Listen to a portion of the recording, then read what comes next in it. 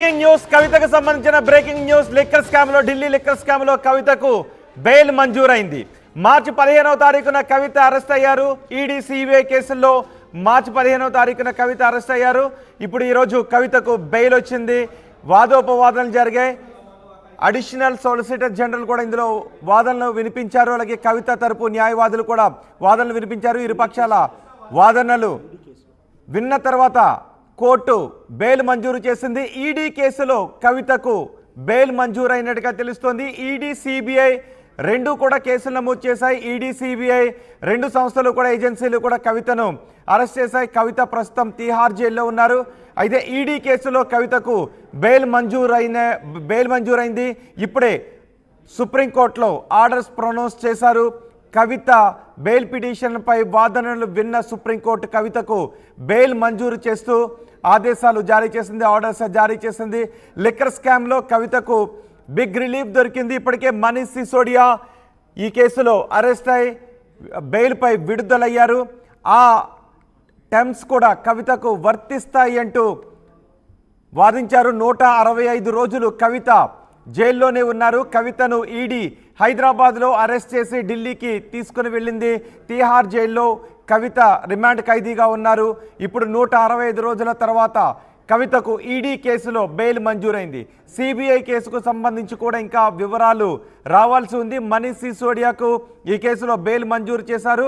మనీష్ సిసోడియాకు ఏ షరతులు అయితే వర్తిస్తాయో, ఏ రూల్స్ అయితే వర్తిస్తాయో కవితకు కూడా అవే రూల్స్ వర్తిస్తాయి అని కవిత తరపు న్యాయవాదులు చెప్పారు. దీంతో కవితకు షరతులతో కూడిన బెయిల్ను మంజూరు చేసింది కోర్టు. జస్టిస్ గవాయ్ కూడా వాదనలు విన్న తర్వాత, ఇందులో ఇరు వర్గాల వాదనలను విన్న తర్వాత ధర్మాసనం కవితకు బెయిల్ మంజూరు చేస్తూ ఆదేశాలు జారీ చేసింది. 165 రోజులుగా కవిత జైల్లోనే ఉన్నారు.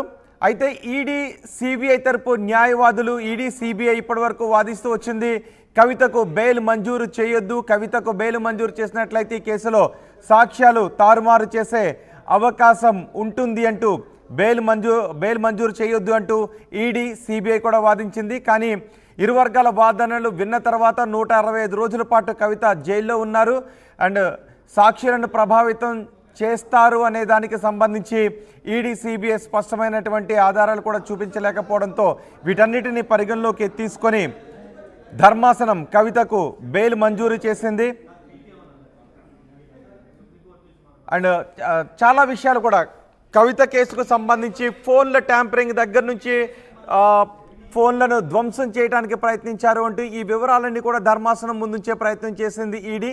అయితే ఈ వాదనలు విన్న తర్వాత ప్రస్తుతం కవితకు బెయిల్ మంజూరు చేస్తూనే ధర్మాసనం తీర్పునిచ్చింది. 165 రోజులుగా కవిత తిహార్ జైల్లోనే ఉన్నారు.